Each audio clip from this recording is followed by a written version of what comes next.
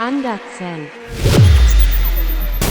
What's going on, you guys? Welcome back to the channel Andersen, and welcome to another AMG manual swap. Now real quick, but I know there might be some new eyes on the channel, and if you are new here, what I do and what I've built inside of this channel is basically a bunch of modifications to older Mercedes and AMG chassis, and specifically I guess I've kind of been known for doing the manual swaps in these chassis.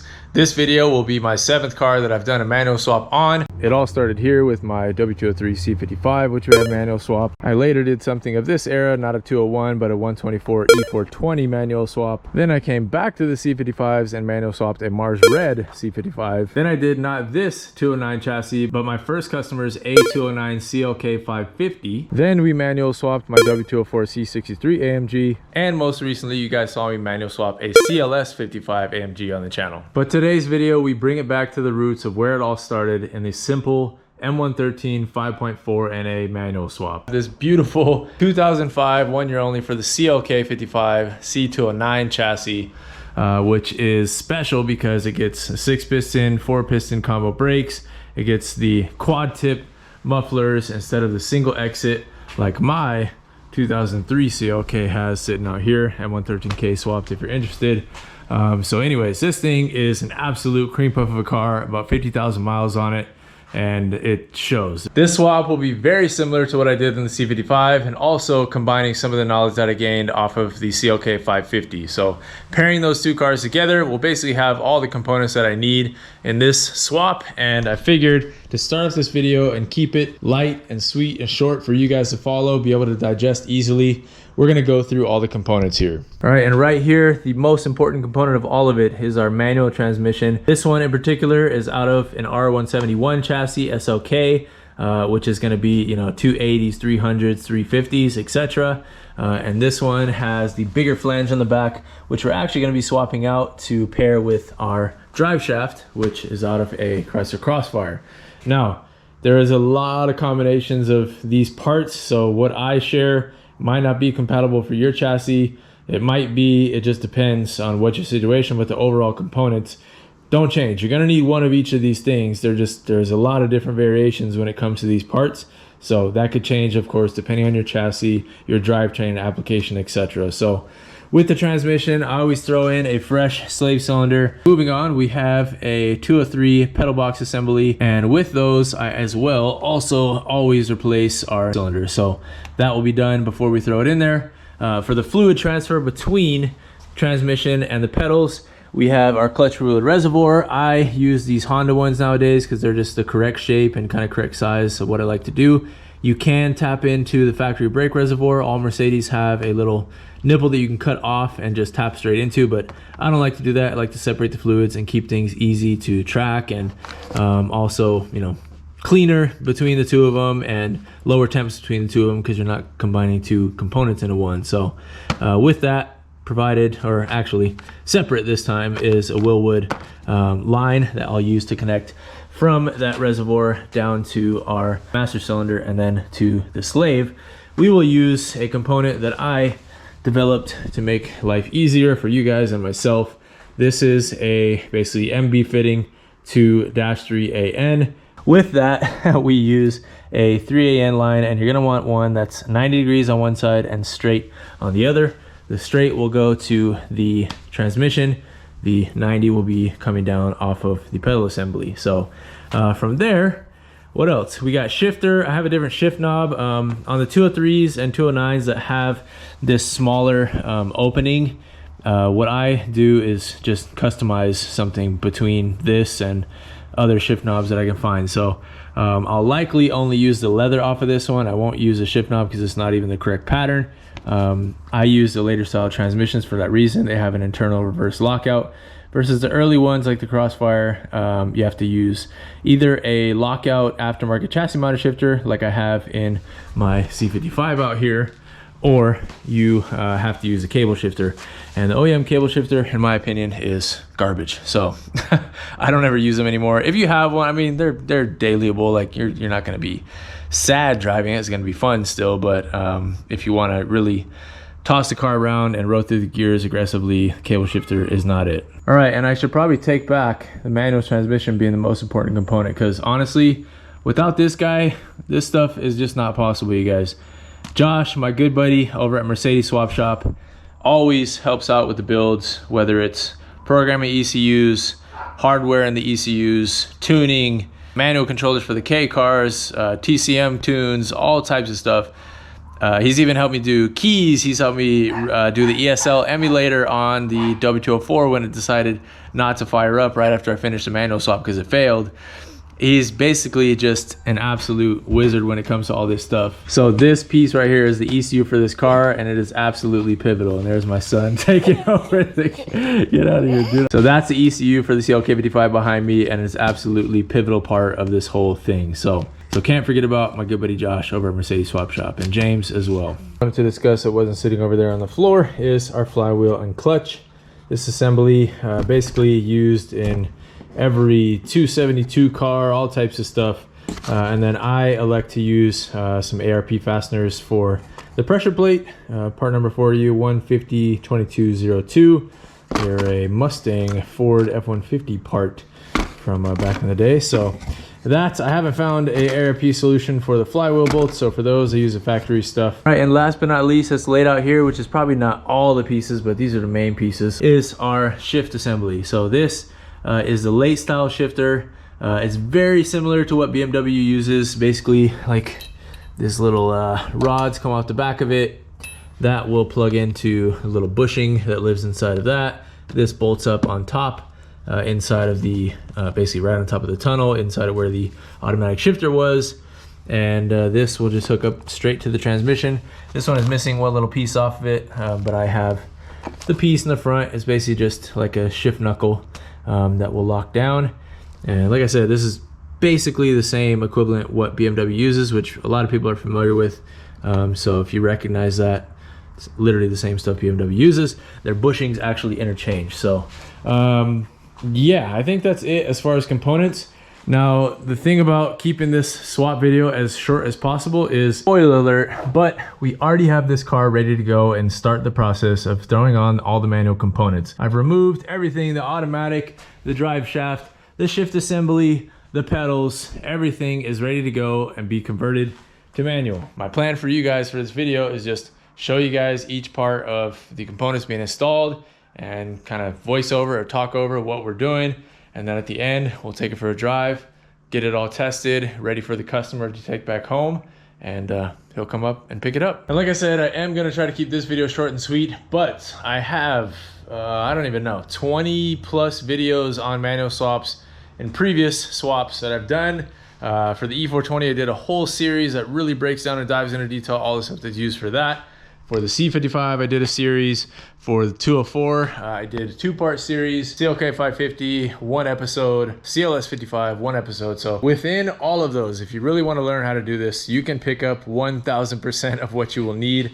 There are people out there that are DIYers, that are wrenchers like me, that are going to want to do this themselves. And I understand you and I feel you. And then there are those that maybe enjoy and love these cars, but maybe are not interested in wrenching or have their cars serviced elsewhere, but are also interested in possibly manual swapping their cars. And if you are one of those people, feel free to hit me up, andersen.amg@gmail.com. I'm not doing this exactly full-time yet, but I am trying to take on customer cars every few months. Typically, I ask for about a 1 to 2 month turnaround depending on your car. That just gives me time to, you know, thoroughly detail, focus, go through everything, take my time, do things right the first time, and deliver a 100% sorted OEM plus product back to the customer, because that's what they expect. That's what I expect. That's my level of expectation for myself. And that's what we all want, right? A working, properly functioning, no errors, no nothing type of car, especially when you do a swap like this. All right. That said, let's go ahead and start digging into this thing, or actually just replacing all the parts that we took off at this point in a new way though, with the manual stuff. So we're gonna start with the flywheel, and then we'll put our clutch assembly. And after that, we'll be ready for our gearbox to go in.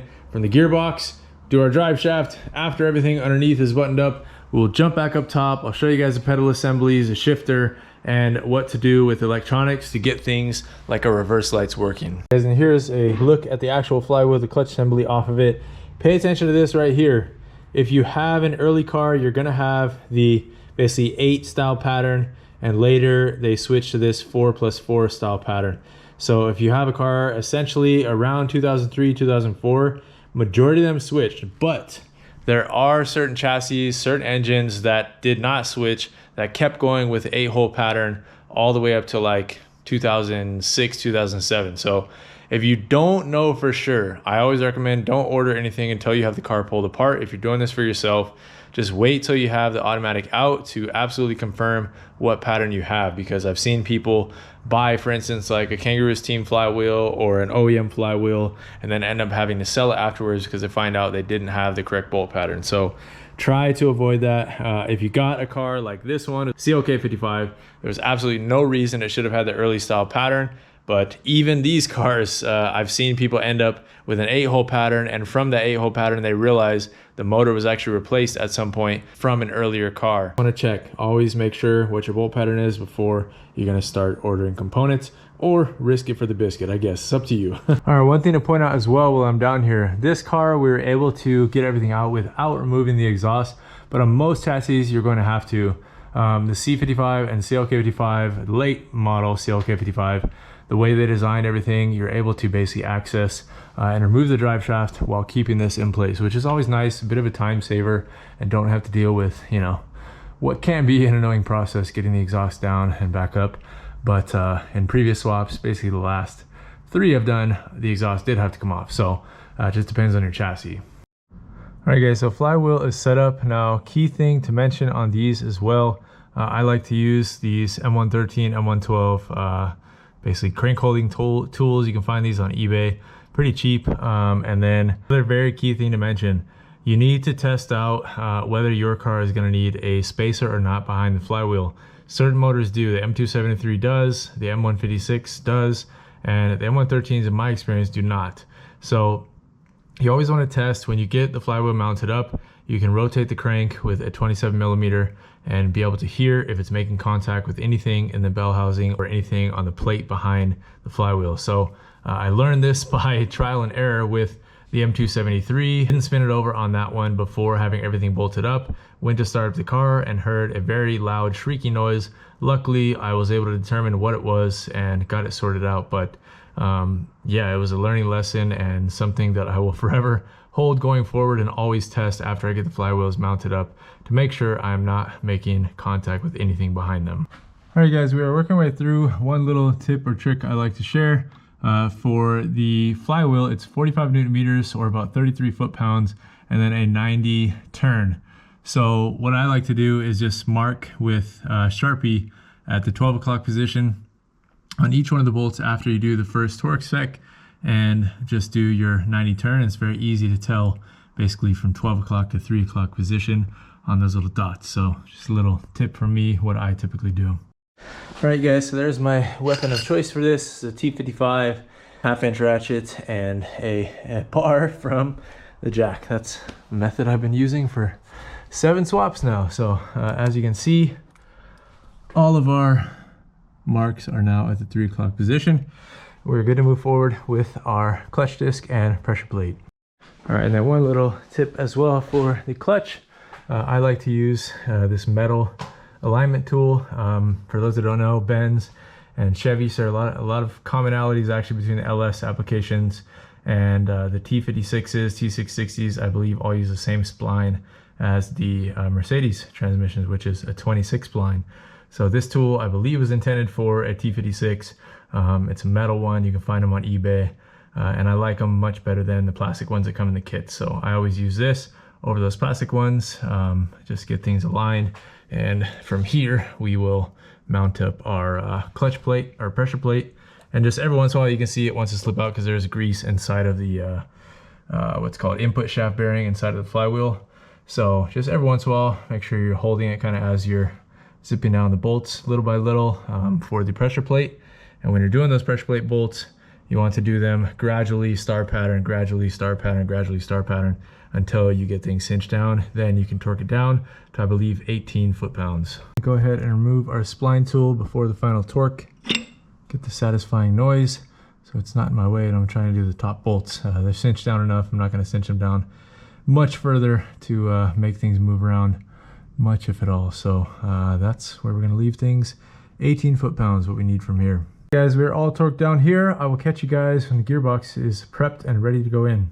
All right, guys, checking back in after our flywheel and clutch install. We got the transmission pretty much prepped and ready. A little bit dusty, but I ran out of brake clean on the important parts, inside, etc. So slave cylinder is in, our clutch line fitting is in, and that, like I said, adapts to this 3AN line. We use the straight on this side, and the 90 goes to the pedal. So typically, last few times I did this after the transmission was installed. And while doable, it's definitely a little bit difficult. So I figured I should probably start doing this before the transmission gets thrown up there. I'll also use a nice little P-clamp to the factory spot that is normally attached. So this is ready to go. I also swapped the flange for a little bit smaller one. There's two different sizes on the manual transmissions, and our crossfire drive shaft uses the smaller one. So that's what we have. I'm gonna go ahead, get this situated, ready to do my deadlift for the day onto our hoist. Our transmission jack, and then we will get it ready to go in on the lift.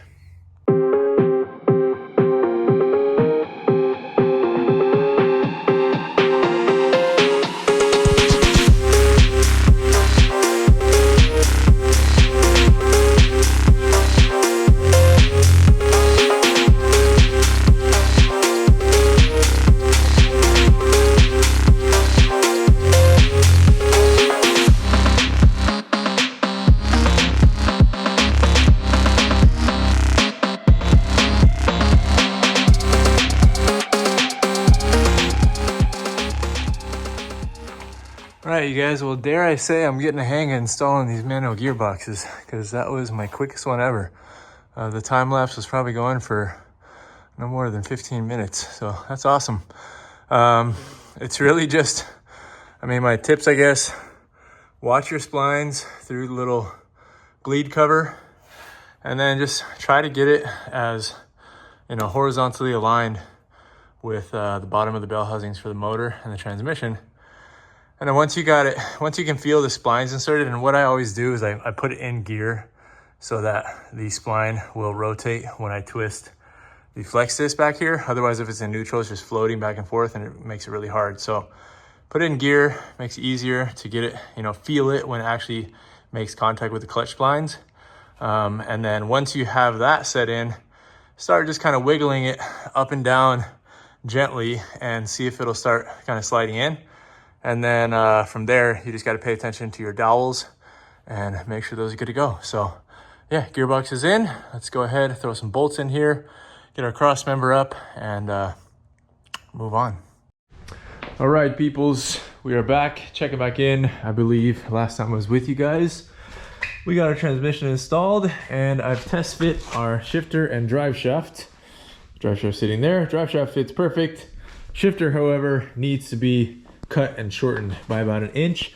I got it to fit up in there, but I wasn't really happy with where the shifter was actually sitting in the center console trim. It's just too far back. It would work technically, but it just doesn't look right. It looks off. So I'm basically gonna lop off this chunk right here. We're gonna use a little bit of flat bar to use as the bracing on both sides. And then I will also cut and weld our actual shift rod by the same amount to shorten that. So typically in prior situations, I've had to lengthen these.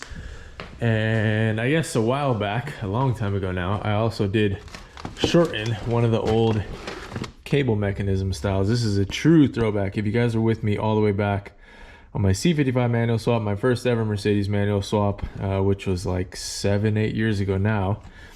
This is what we did for this one. We basically cut out a section and use that same section as the piece to anchor it in, and it's super strong. We did a really good job on that actually, so turned out great. This one, much of the same, and yeah, make it happen.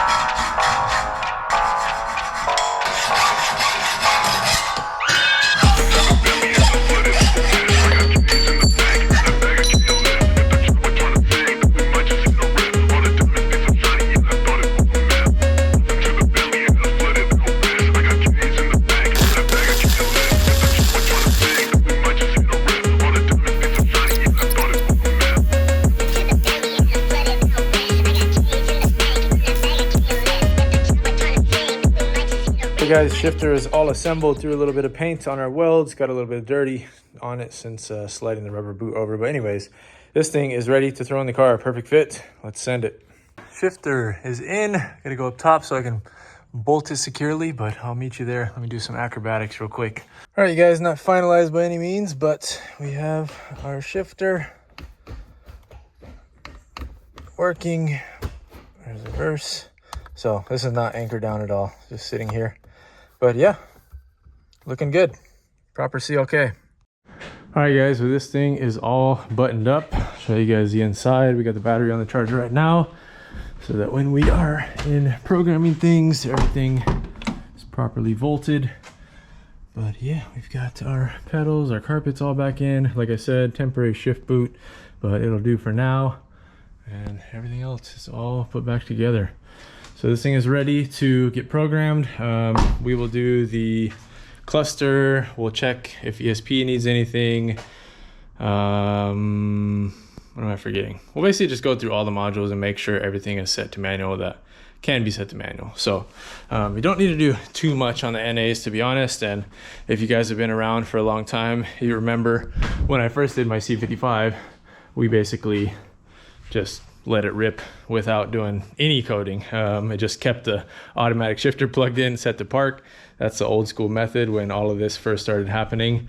And you can drive it like that for a long time. I did, but eventually buddy Dimitri and I started programming it, messing around with it.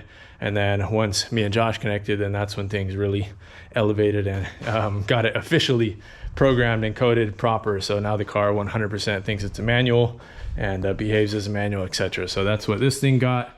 Got the ECU from Mercedes Swap Shop. Now I just got to complete my end of it and do a little bit of programming. All right, guys, we've got the car powered up. I'm gonna go ahead, plug in my launch. I'm hoping I can use this. I know it's older stuff, so it's hit or miss. If it's not gonna do what I need it to do on here, then I'll plug in my actual Mercedes Stardust unit. So fingers crossed. However, it did work on the CLS. So in theory, it should work on this. This is a 2005. Similar era cars, a little bit different with the M113K, obviously, but and different ECU for the M113Ks. But we'll see. All right, you guys. Well, I don't know if you can see me right now. I got the reverse lights to switch off, but they won't come back on. So not sure what's going on there. Typically, if I just switch what I did, I found the thing to do, but it's not letting it do it, and it won't let me go into the ECU with this thing too. So I think we need to bust out our good old Stardust machine. So that's what I'm gonna do. Go from there. All right, you guys. Well, after a long while for me and a very short while for you, we have finally got everything working properly. I was racking my brain thinking, what the heck did I do wrong? Mind you, I'm still working on not a whole lot of sleep with a newborn at home. And I just was getting this feeling that, did I accidentally swap those two wires in the SAM? And it turns out I did. So as soon as I got everything hooked back up properly, now we have our reverse lights turning on, not stuck on all the time like they were before. And I'm gonna double check. The clutch switch should be operating correctly now. We're gonna go into Zentry and just confirm it, so that I don't tidy everything up again and then have to pull it out for whatever reason. So yeah, double, triple check your work. I should have done this. I got excited that everything was done. I started throwing everything back together. The interior doesn't take that long to put together, to be honest, but yeah, just triple check your work. Last bit of the puzzle there, we finally got our clutch pedal switch in the correct position, not operated. And then when I press it down, we get operated. All right, guys, we are finally at the point. The garage doors are open, which means we're ready for our first start. Got everything buttoned up back inside. Still waiting on our updated shift knob and shift boot to get here, but that's okay. That can be taken care of at a later time. I just spun the motor by hand. It's a 27mm socket, just to make sure, not hearing any noises. I checked previously, and I mean, we're in kind of known territory with the M113 flywheels. It's a repeated recipe, so it's, you know, safe, but it's always good to check by hand just to make sure you're not hearing anything, you know, making contact or anything inside of the bell housing. So yeah, I think now we are ready for our first start.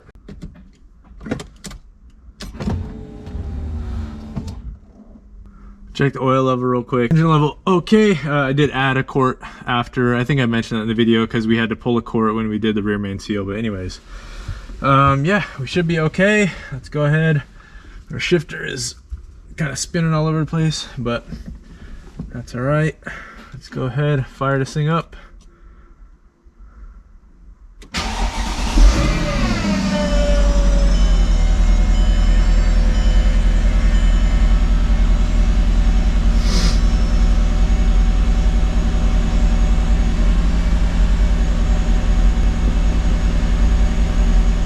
Alright, I'm gonna go take a look down below.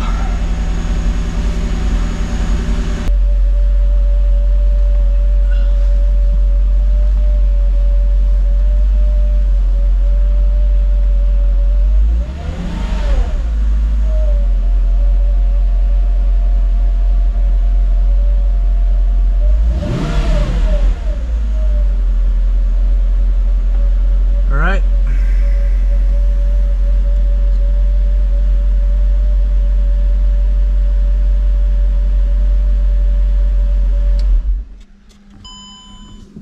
Okay, shut it off for now. I'll go ahead and take a closer look underneath, but so far so good. Lower the lift down and take this thing out for its first cruise. All right guys, we are ready for first test drive.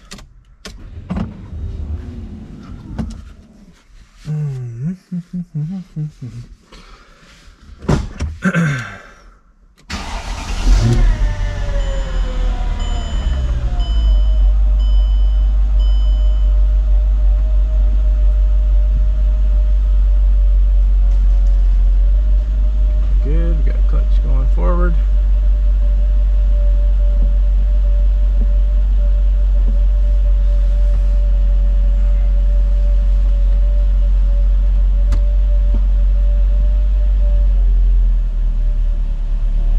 Oh, I do that every time, guys. I forget to take out the wheel chocks. Okay, hold on.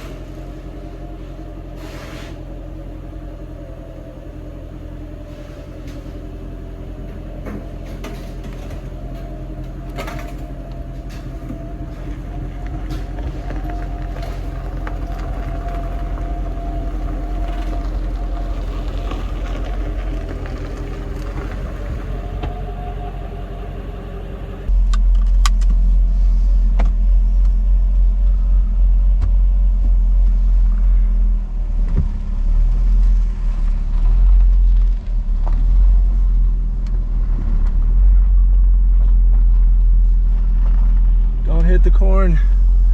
Got wild corn growing over here.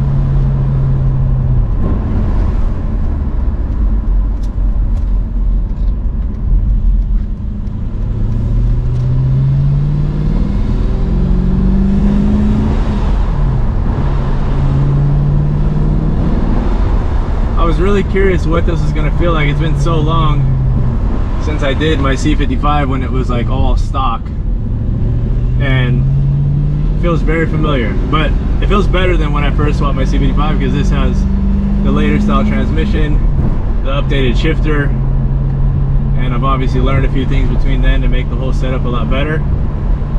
So it's cool. It's a good feeling.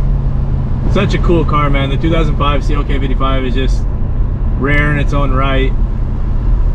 Great car, and in my opinion, kind of perfect car for this swap. All right, she's up to temp. I'm not gonna go crazy on the clutch because we gotta do a break-in, obviously, but I do want to make sure the RPMs can go. So let's do a quick little pull.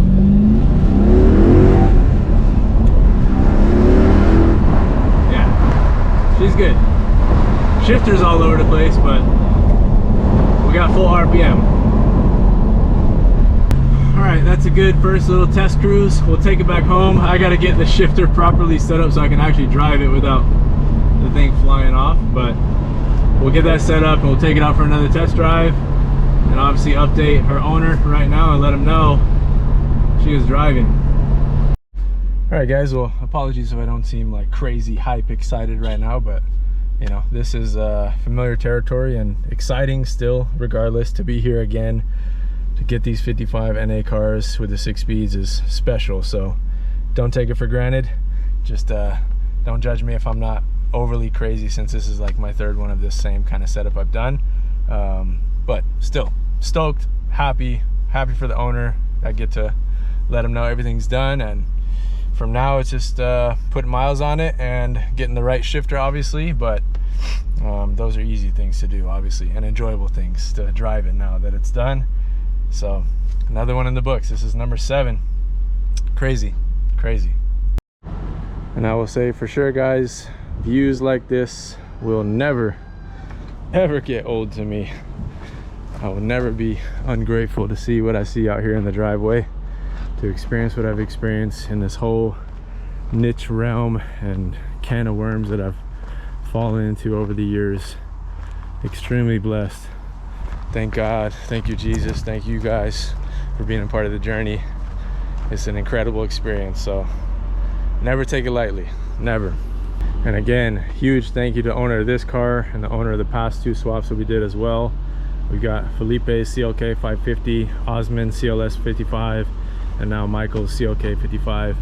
Fun fact, Michael and I share the same name, and we also have the same birthday, August 17th, which was a cool synchronicity we learned when he came to drop the car off, actually.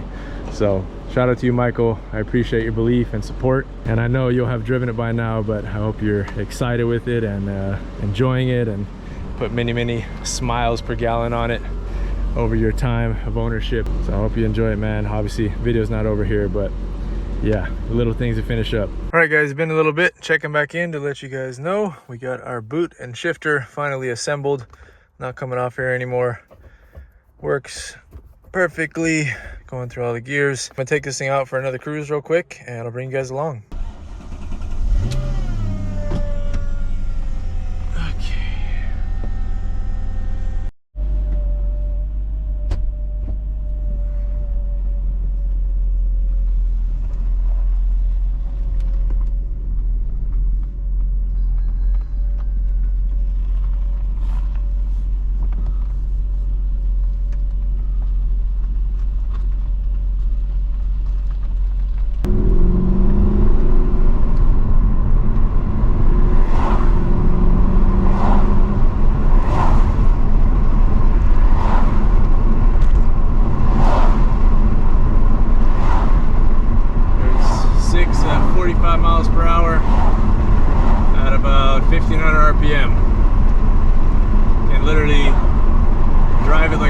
If you want to.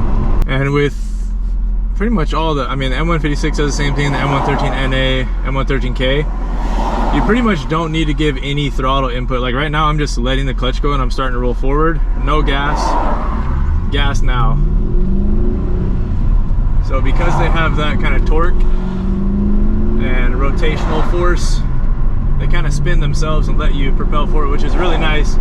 Makes for a really nice manual driving experience. I just think, and I know you guys agree because you guys have been on this journey with me, but I just think Mercedes really should have made these cars like this, especially the NA stuff. Like these specifically, the coupes, the C55, it just doesn't make sense. Like if they were offering them for the base C classes, CLKs overseas, the, you know, R170s, R171s, even R172s, it just doesn't make sense why they wouldn't have done that for these.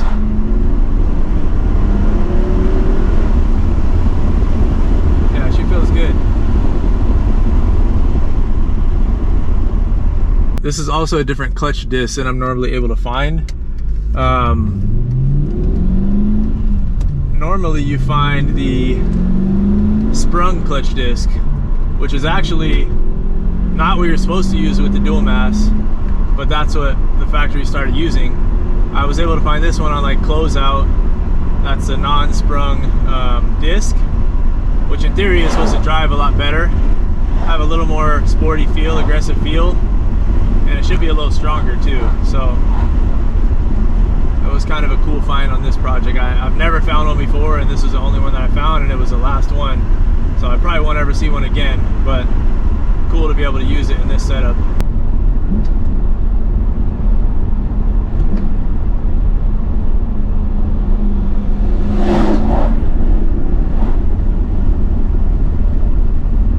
Yeah, this feels amazing, guys. Holy crap. It feels so smooth, so natural. It's just incredible, man. Like, just the fact, oh, nice turbo Civic right there. Just the fact that you can literally Lego part all these things together and just have yourself a 6-speed manual AMG that never left the factory like that, but very well should have. Incredible, man.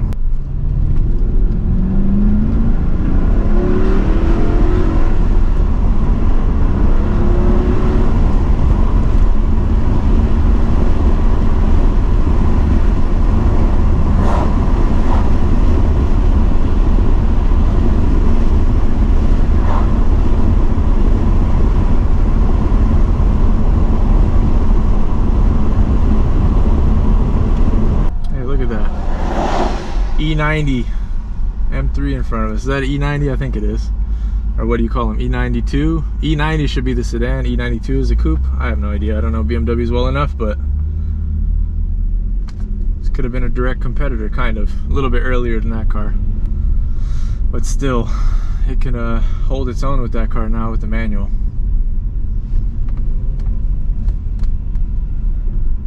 Yeah, like right there, I'm in second. I'm going 6 miles per hour at 1,000 RPM. And it's not like wanting to die or anything like that. RPM stay steady, it's easy, smooth, don't have to put a bunch of input on the gas.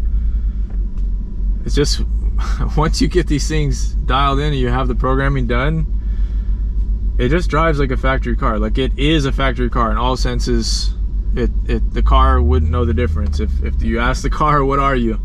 The car would tell you, I'm a manual transmission car. Everything about it. So, crazy, man.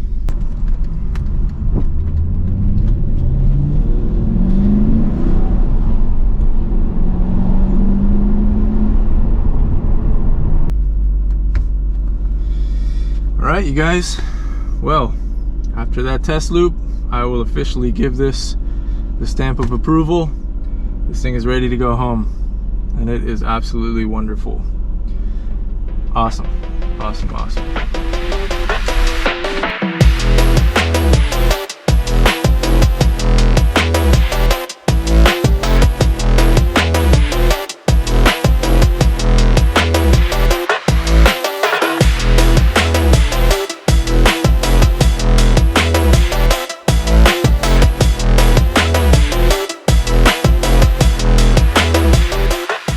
Alright guys, well at this point of the video we've seen all the progress, seen all the work, seen it drive and me testing it, and now we are here with Michael, the owner, and he's ready to take it back. If you guys ever see him around Portland area, say hi, say what's up, fellow enthusiasts, and maybe he'll show you the car too.